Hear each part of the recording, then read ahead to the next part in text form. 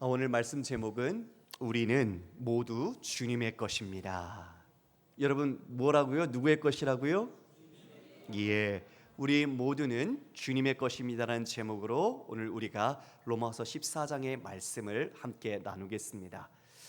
성도 여러분, 오늘 14장에 이 우리가 함께 나누는 내용은 이 아디아포라라고 해서 중요하지 않은 것, 그리고 그것이 어떻게 보면 우리의 삶의 자유로운 영역을 이야기해 주는 것입니다. 아디아포라라는 게 중요하지 않은 것, 그렇게 변변하지 않은 것이라는 그런 의미를 갖고 있거든요. 그런데 신앙생활에 그것 때문에 교회 안에서 어려움이 생기거나 각각 분열하는 모습들이 생길 수 있습니다. 바울이 지금 이 로마서를 받아서 보고 있는 독자들, 그 교회 공동체 안에 있는 내용에 대하여 이와 같이 권면하는 글이 오늘 내용입니다. 그러면 어떤 일이 있었는가 보니까 그들이 각각 음식의 문제 때문에 먹는 문제였어요. 그리고 또 하나는 날의 문제가 있었습니다. 이 두 가지로 사람들이 나뉘기 시작한 겁니다. 여러분, 특별히 이 먹는 것 관련해서는 그 로마에 있는 교회는 여러분 유대적 배경을 가지고 있던 유대인들이 디아스포라로 각 지역에 흩어져 살았죠. 그들은 조상 때부터 수천 년 동안 자신들이 먹어야 할 것과 먹지 말아야 할 것을 구별해서 먹었습니다. 그런데 그들이 개종했죠. 예수님을 믿고 이제 유대 기독교인이 된 겁니다. 그렇게 교회 안에 유대 기독교인들이 있고 또 한편에는 로마나 헬라나 각 지역에서 있던 이방인들이 함께 모여 있는 거죠. 그러니 교회 성도들 가운데 다양한 그 민족 그리고 자신들의 문화적 배경이 다른 상황 속에서 살아왔던 모습들이 같이 있었습니다.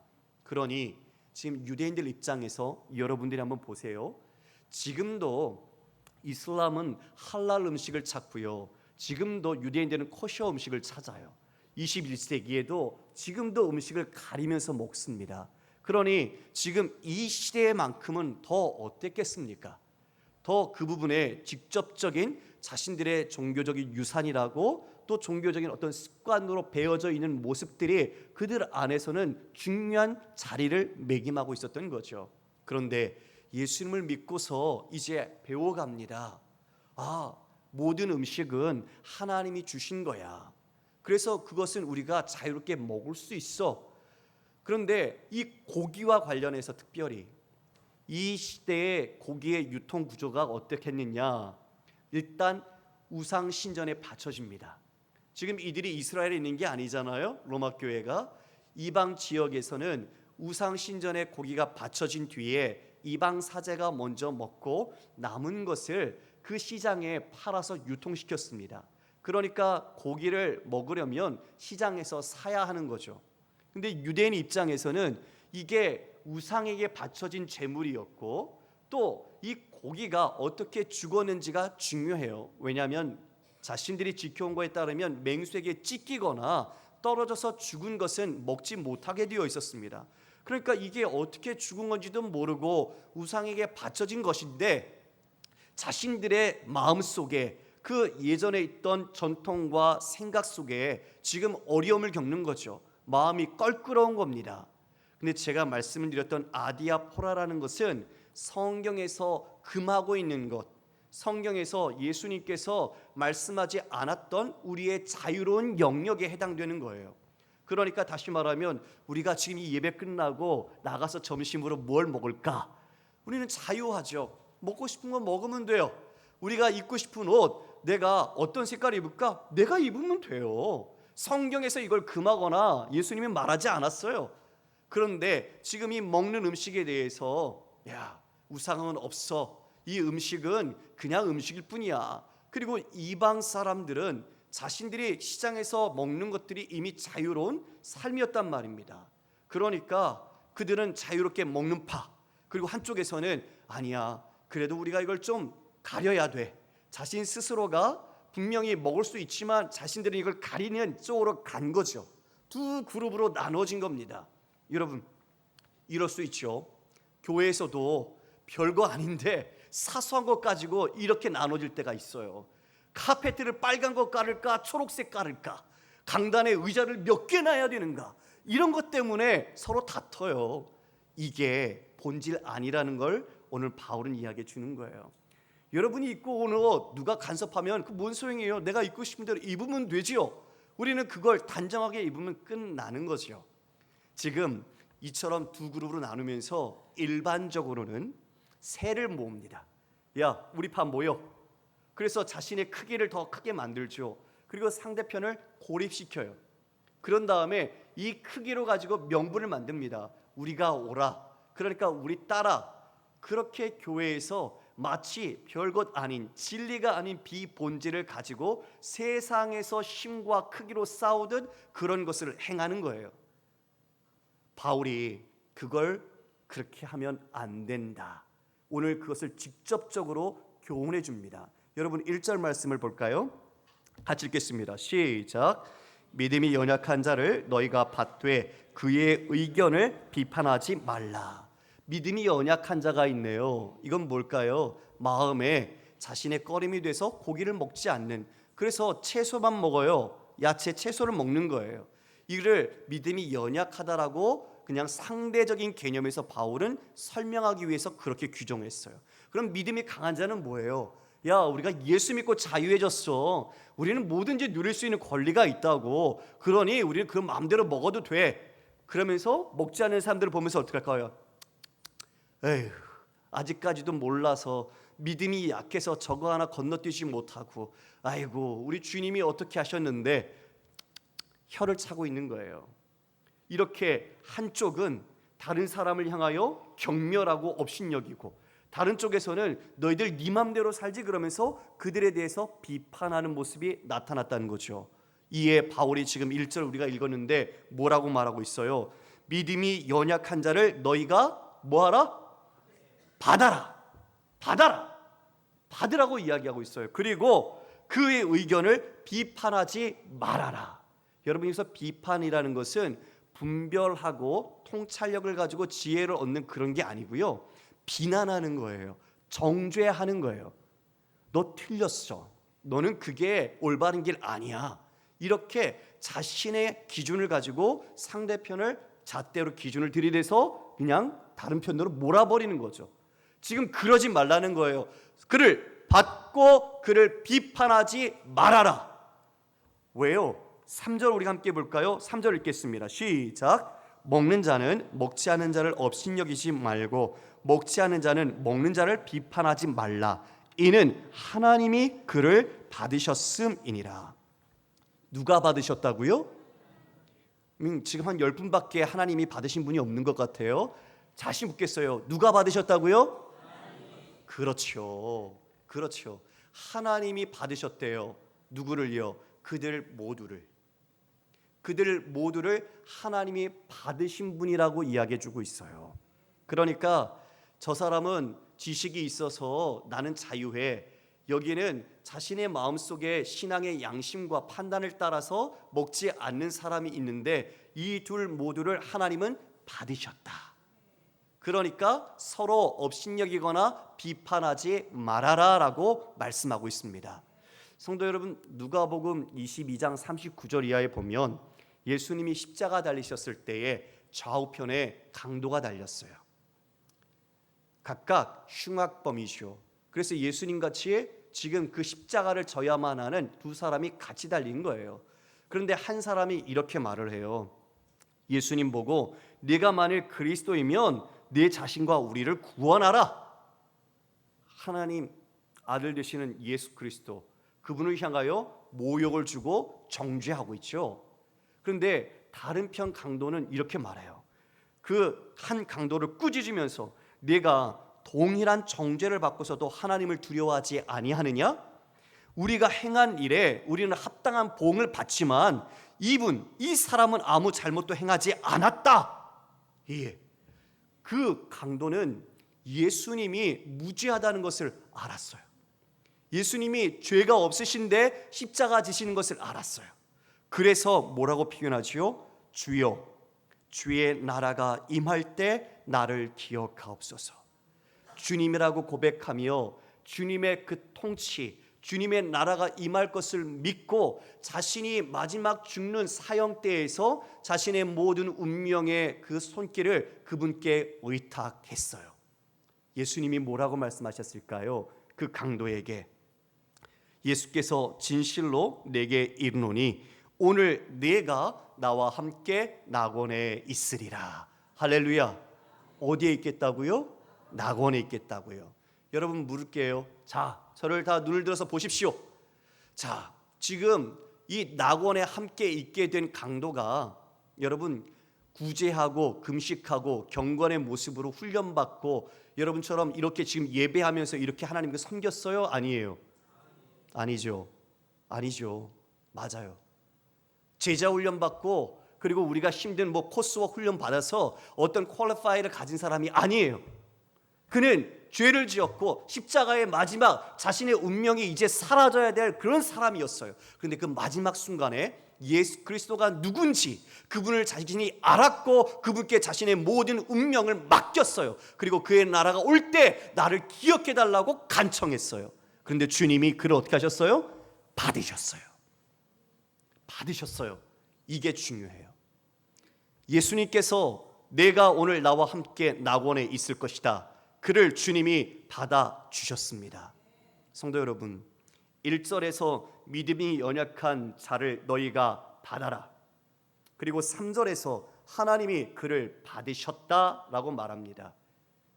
그 형제, 지금 서로 싸우고 비난하는 그 모두가 하나님이 받으신 사람인 것을 분명하게 이야기해 주고 있죠. 십자가에 같이 있던 그 강도, 오늘 내가 낙원에 함께 있겠다고 한 강도, 바로 그들이 바로 우리입니다.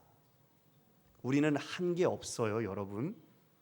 우리는 내가 신앙생활 몇십 년 했네 자랑할 것 하나도 없고, 내가 하나님께 무언가를 드렸다고 자랑할 것 하나도 없고, 우리는 아무 운명, 즉 죽음이라는 운명 속에 건져질 수 없었던 절대 구제불능인 우리를 주님께서 받아주신 거예요. 할렐루야. 그 은혜를 입은 바로 우리. 그러므로 연약해 보이는 믿음이 약한 자나 믿음이 강하다고 자랑하는 자나 너희들 똑같아, 이 얘기죠. 너희들 다 주님의 은혜로 받아준 사람이야. 그런데 왜 너희가 서로 받지 않니? 왜? 그만큼 무엇이 중요한데 진리가 아닌 비본질의 자유한 영역, 성경이 침묵하고 말하지 않고 우리의 의지에 남겨둔 영역 속에서 왜 그걸 진리인 것처럼 이야기하면서 서로 삿대질하고 비난하고 업신여기니? 그 형제를 누가 받으셨는지 봐라! 하나님께서 받으셨다. 예, 여러분, 우리는 이런 모습이 없을까요?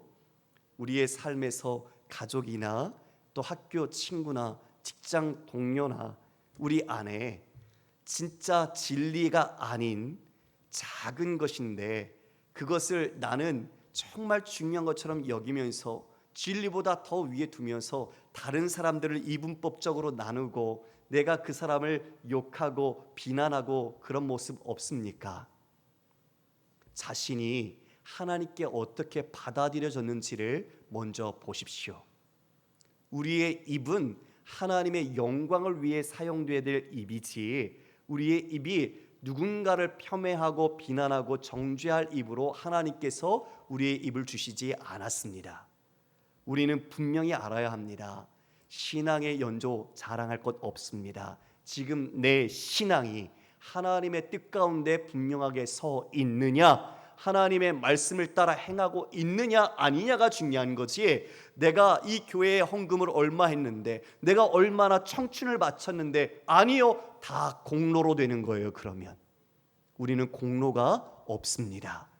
전적으로 십자가에서 마지막 건짐받은 강도처럼 그렇게 건짐받은 주님이 받아주신 사람이라는 것을 기억하시기를 원합니다.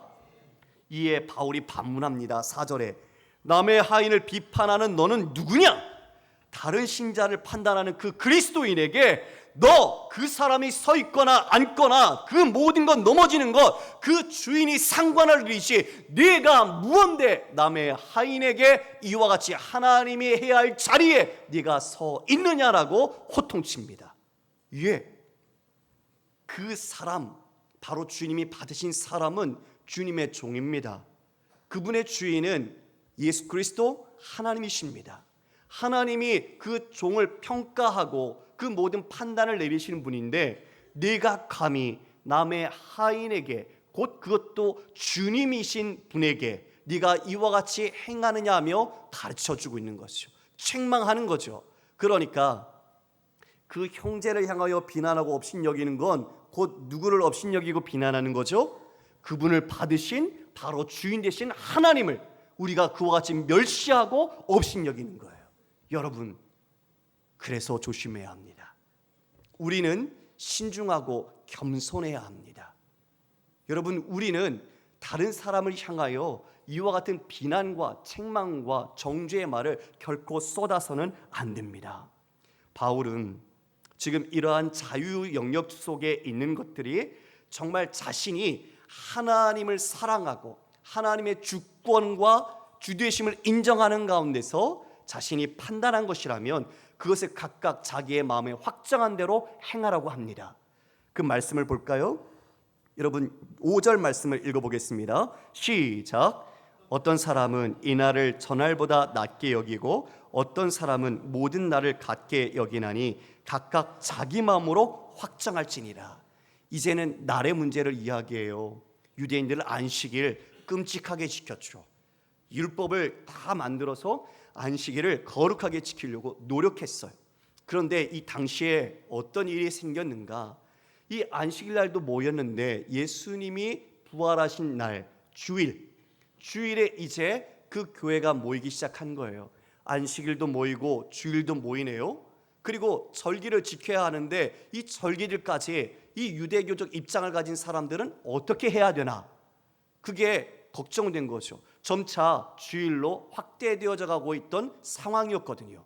그러니 자신들은 조상 때부터 이 안식일을 잘 지켜왔는데 이 날에 대해서 마음속에 자신들이 걱정이 있었던 거죠. 그러나 주님을 나의 구주로 모시고 주님의 뜻 가운데 이 모든 날이 하나님께서 주셨다라고 여기며 생각하는 자유로운 사람도 있지만 특별히 또 그 날에 대해서 자신의 마음이 있다면 지금 바울은 각각 자기 마음대로 확정하라. 자신의 믿음의 신앙의 양심의 판단에 따라 행하라고 말하고 있는 거예요. 여러분, 이것은 성경이 우리 모든 날이 다 주의 날이라는 것을 말하고 있죠. 우리는 이 주일만 주의 날이 아니에요. 주일에 일해야 하는 부득불 이 예배에 참석하지 못하는 분들이 계십니다. 그분들을 위해서 다른 교회에서는 목요일 날 그 직종분들이 모여서 함께 예배드려요. 이발업을 하시는 분이나 목욕을 하시는 분이나 각각 주일에 이 예배에 참석하지 못하는 분들을 위해 교회가 그분들을 모아서 예배드리는 거예요. 그러면 여러분, 그 날이 그분들에겐 주일이에요. 우리가 일요일이라고 주일이라고 한 날 말이 주의 날이 아니라 이 모든 날이 다 주의 날입니다. 그러니 우리는 잘 알아야죠. 다 모든 음식을 주신 것처럼 모든 날 또한 다 주의 것입니다. 우리도 마찬가지입니다. 그런데 그 가운데서 한 날을 구별해서 이와 같이 안식일에 대한 마음을 갖고 있다는 것 괜찮다는 거예요. 주님을 인정하고 주님의 뜻 가운데 자신의 신앙 양심이 그렇게 판단했을지라도 그 날을 그와 같이 지키는 것, 그 각각 자기의 마음대로 확정하라고 이야기해 주셨어요. 그러면 자기의 마음대로 확정한 것에 따라서 우리는 하나님 앞에 내 모든 삶에 대한 책임을 져야 합니다. 그것을 바울이 이야기해 줍니다. 우리 여러분 말씀을 볼까요? 자, 우리 7절 8절 말씀 같이 읽겠습니다. 시작. 우리 중에 누구든지 자기를 위하여 사는 자가 없고 자기를 위하여 죽는 자도 없도다. 우리가 살아도 주를 위하여 살고 죽어도 주를 위하여 죽나니 그러므로 사나 죽으나 우리가 주의 것이로다. 여러분, 여기 지금 보면 8절에 7절에도 뭐뭘 위하여라는 단어가 엄청 많이 나와요. 6절을 눈으로도 보세요. 바울이 이렇게 이야기해요. 나를 중히 여기는 자도 주를 위하여 중히 여기고 먹는 자도 주를 위하여 먹으니 이는 하나님께 감사함이요 먹지 않는 자도 그와 같이 또 주를 위하여 먹지 아니하며 하나님께 감사하느니라. 여러분, 먹는 사람이 있고 안 먹는 사람이 있고 나를 중하게 여기는 사람이 있는데 이 모두가 다 지금 뭘 하고 있어요? 주를 위하여 하고 있다는 거예요. 그리고 주를 위하여 함으로써 또한 감사하고 있는 거예요. 이 모든 것을 바울은 지금 한 초점으로 모으고 있습니다. 뭐예요? 주님께 모으고 있는 거예요. 주님께 지금 이 모든 날이나 이 모든 음식이나 다 주님께서 허락하신 것이고 주의 것인 것처럼 지금 너희들이 하고 있는 이 모든 것들도 주를 위하여 하고 있는 것이다. 그러면서 너희조차도 누구 것이라고요? 주의 것이다 라고 말하고 있는 거예요. 그것이 사나 죽으나 우리가 다 주의 것이로다. 할렐루야. 오늘 설교 제목이죠. 예, 바울이 그것을 지금 그들의 시각을 회복시켜 주는 거예요. 자신들의 눈이 자신들이 옳다고 하는 것만 보고 있었거든요. 그런데 그 시각과 관점을 주를 향해서 보니까 지금 주님께서 받으신 그 형제나 나나 우리 모두가 주를 위하여 하고 있구나. 그리스도의 몸으로서 서로가 세우고 사랑하고 격려해야 하는데 지금 진리가 아닌 문제를 가지고 서로가 나뉘고 있었다는 거죠. 그래서 주님을 향하여 바라보라. 주님의 것이다. 너는 죽고 예수로 살았다. 그러므로 이제 사나 죽으나 주의 것인 것을 잊지 말라. 예, 나만이 아니네요. 내가 그렇게 정죄하려고 했던 그 사람도 주님의 것, 나도 주님의 것, 곧 우리는 하나라는 것을 알게 된 것이죠. 그래 이에 주님께서 죽으심, 즉 십자가의 죽음과 부활하심이 무엇을 의미하느냐 9절에서 곧 죽은 자와 산 자의 주가 되려 하심이라. 이에 산 사람이나 죽은 사람이나 모두의 주가 되신다라고 말하고 있습니다. 고린도서 8장 1절 이하의 말씀입니다. 우상의 제물에 대하여는 우리가 다 지식이 있는 줄 아나 지식은 교만하게 하며 사랑은 덕을 세우나니. 여러분, 이 말씀은 우상의 제물, 우상은 아무것도 아니다, 없는 거야. 그리고 우리는 그 우상에 바쳐진 제물도 먹을 수 있는 자유가 있어. 주님이 우리를 그 모든 진리 가운데 자유케 하셨어. 그것을 아는 지식이 있어요. 그런데 지식은 어떻게 한다고요? 교만하게 한다고요. 지식을 갖고 있는데 그 지식으로 연약한 자들을 멸시하는 거예요. 아직 모르니까 너희들은 참 어리다, 연약하다, 부족하다 그러면서 그들을 향하여 판단하는 거죠. 바로 지식이 있으면 오히려 그 지식으로 그 형제를 보듬는 마음이 있어야 하는데 오히려 그들을 맺히는 그와 같은 교만한 모습이 있다는 걸 이야기해 줍니다. 그래서 사랑을 강조해요. 사랑은 덕을 세운다. 여러분, 사랑이 중요합니다. 그래서 2절에 만일 누구든지 무엇을 아는 줄로 생각하면 아직도 마땅히 알 것을 알지 못하는 것이다. 지식이 있어서 안다고 여기지만 너가 그것이 진짜 사랑이 더해지지 않으면 이 아는 것 아니다. 이것을 이야기해 주죠. 3절 우리가 함께 읽어볼까요? 시작. 또 누구든지 하나님을 사랑하면 그 사람은 하나님도 알아주시느니라. 다 주를 위하여 하고 있어요. 먹으나 먹지 않으나 나를 택하나 안 하나 그 다 주를 위하여 하나님을 사랑함으로 하고 있어요. 그런데 그 사랑함으로 하는 모두를 하나님은 어떻게 하신다고요? 안다고요. 하나님이 아신대요. 그런데 왜 우리는 자꾸 모르는 것처럼 그 사람을 깎아내리고 그 사람을 우리 그룹 가운데서 쳐내고 왜 다른 사람 만들죠? 하나님이 아시는 분이고 하나님이 받으신 분인데 그러지 말라는 거예요. 그래서 4절에는 이렇게 말합니다. 그러므로 우상의 잼을 먹는 일에 대하여는 우리가 우상은 세상에 아무것도 아니며 또한 하나님은 한 분밖에 없는 줄 아노라. 예, 자유합니다. 그러나 사랑이 중요하고 하나님 한 분밖에 없으므로 우리가 그분 안에 있다는 것을 깨닫게 주고 있습니다. 성도 여러분, 이처럼 이 먹는 문제나 날의 문제나 이 모든 것은 진리의 문제, 본질의 문제가 아니에요. 우리도 생각해 봐야 합니다. 내가 내 친구들과 우리 교우들 가운데 한 주간에 내가 뱉었던 말, 그들을 향해 비난하고 정죄하고 모욕했던 말이 있다면 회개해야 합니다. 우리는 각자가 하나님 앞에 책임을 져야 돼요. 바울이 그 얘기를 합니다. 우리가 각자의 마음으로 주님을 인정하고 주님의 뜻이라고 해석하여 결정하여 행하는 것에 대하여 우리는 책임을 져야 한다고 분명하게 이야기해 줍니다. 그것이 우리가 주의 것이기 때문이고, 그래서 이와 같이 10절에 이야기하죠. 내가 어찌하여 내 형제를 비판하냐, 어찌하여 내 형제를 업신여기느냐, 우리가 다 하나님의 심판대 앞에 서리라. 주께서 이르시되 내가 살았노니 모든 무릎이 내게 꿇을 것이요 모든 여가 하나님께 자백하리라. 이러므로 우리 각 사람이 자기 일을 하나님께 짓고 할 것이다. 자신이 결정한 그 모든 것에 대해 하나님 심판대 앞에 서서 우리가 이야기할 날이 반드시 온다는 거예요. 여기에 바울은 자신도 예외가 아니라고 분명히 포함해서 말하고 있습니다. 주님이 그 모든 무릎을 꿇게 하시고, 그리고 우리 모두에게 그와 같이 비판하고 정죄했던 것 주님 앞에서 사실대로 설명해야 할 때가 반드시 온다. 바울도 예외가 아니며 우리가 이 모든 것에 책임을 질 자리가 반드시 온다는 것이죠. 그래서 고린도후서 5장 10절에는 이는 우리가 다 반드시 그리스도의 심판대 앞에 나타나게 되어 각각 선악간에 그 몸으로 행한 것을 따라 받으려 함이라. 성도 여러분, 말씀을 정리합니다. 우리는요, 서로 격려하고 사랑하고 세워주는 것이 우리가 해야 할 일입니다. 그것이 우리의 기쁨입니다. 우리는 다른 사람을 평가하고 다른 사람을 비난할 자유가 없습니다. 궁극적으로 그것은 심판대에 앉으실 하나님만이 하실 수 있는 일입니다.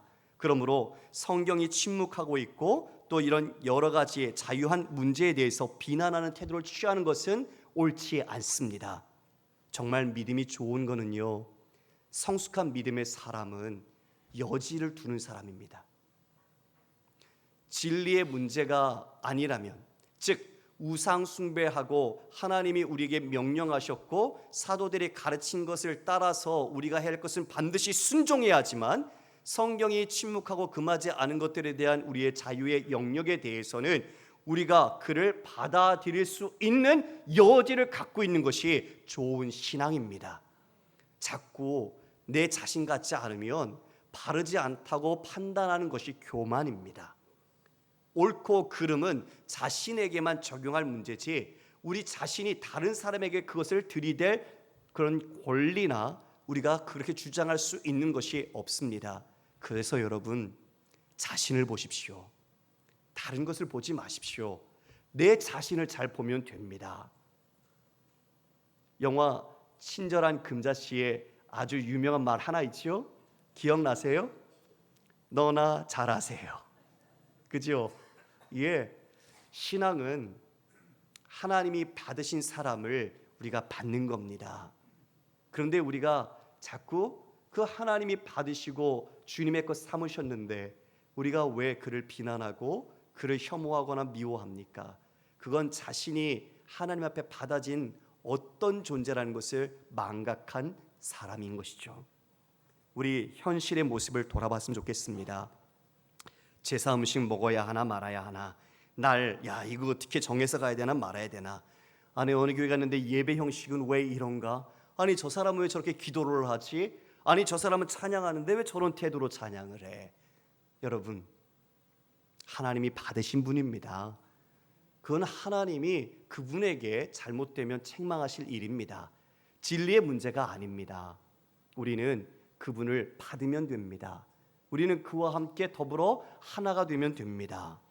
저도 어렸을 때 목사님께서 제사상에 올라간 음식은 먹으면 안 된다고 가르쳐 주셨어요. 그래서 어린 나이지만 친척 집에 가서 제사 드리면 제사 음식이 입에 안 댔습니다. 안 먹고 왔어요. 물론 그분들은 예수님을 믿지 않는 분이셨죠. 그러나 이가 예수 믿는 걸 알기 때문에 어린데도 불구하고 안 먹는다고 하니까 받쳐지지 않은 다른 걸 갖고 오셔서 주셨어요. 그런데 나중에 성경을 아니까요, 더 많은 것을 배울수록 그 모든 것에서 정말 하나님이 주신 것이고 자유할 수 있다는 것을 알게 됐습니다. 그런데 문제는 그 자리에 자신보다 신앙이 약한 분이 있다면, 여전히 이 우상에게 바쳐진 것을 먹어서는 안 된다는 자신이 주님을 향한 가진 믿음의 판단과 분별을 가지고 있는 분이 계시다면, 우리는 내가 믿음이 성숙하다고 한 사람은 그를 위하여 자신의 권리와 자유를 제한하고 부인할 수 있어야 합니다. 이게 신앙이 성숙한 사람입니다. 내게 준 자유를 방만하게 사용하는 것이 아니라 믿음이 연약하고 여전히 어린 사람에게 맞추어 내가 그를 위하여 함께 행하는 것, 이것이 우리가 덕을 세우는 것입니다. 고린도전서 10장 23절 24절 말씀 우리가 함께 읽겠습니다. 모든 것이 가하나 모든 것이 유익한 것이 아니요 모든 것이 가하나 모든 것이 덕을 세우는 것은 아니니 누구든지 자기의 유익을 구하지 말고 남의 유익을 구하라. 할렐루야. 내 유익을 구하는 것이 아니라 남의 유익을 구할 수 있는 신자가 성숙한 믿음의 신자요, 그리고 믿음의 여지를 갖고 있는 신자입니다. 여러분, 나 같아야 돼, 나만 따라와, 아니요. 독선과 독단은 버려야 합니다. 오직 주님을 따라야 합니다. 주님께서 우리를 위하여 행하신 것처럼 다 그렇게 가야 합니다. 하나님께서 예수 그리스도를 통해 우리를 받아주셨습니다. 여러분, 예수님은 이 땅에 하나님의 아들이신 분이 자신의 모든 권능과 그리고 모든 자리를 비우시고 죄된 우리를 위해 맞추어 주셨습니다. 낮추시고 비우시고 우리를 맞추어서 우리를 안아주시고 우리를 받아주셨습니다. 바로 그게 성육신입니다. 우리도 주께서 우리를 받아주시고 맞추어 주셨듯이 서로를 향하여 자신이 맞추어져야 합니다. 그 사람처럼 내 자신도 내려가서 그 사람 타자를 끌어안고 그 사람의 마음을 공감하며 그와 함께 할 수 있는 자가 되어야 합니다. 이것이 성육신적인 선교고 성육신적인 성도의 삶입니다. 나를 따라와, 나를 봐, 나와 다르다고 절대 비난하거나 그를 모욕하는 것이 아니라 그 낮고 여린 사람을 위하여 내가 낮아져서 그를 품고 그를 세우고 그를 사랑함으로 격려하여 함께 그리스도의 몸으로 자라가는 것, 이것이 신앙의 우리 모두가 달려가야 할 길입니다. 우리 모두가 이 주님께서 행하신 우리를 맞추어 주심 같이 여러분 서로를 받으시고 한 주간의 삶에서 주님이 우리를 받으심 그 모든 이웃들을 여러분도 받으시며 주님의 길을 가기를 원합니다. 우리 교회가 머리 대신 예수 그리스도를 우리가 온전히 섬기며 누가 오든지 서로 받아주고 서로 사랑하는 그리스도의 몸된 공동체가 되기를 주님의 이름으로 축복합니다. 다 함께 일어나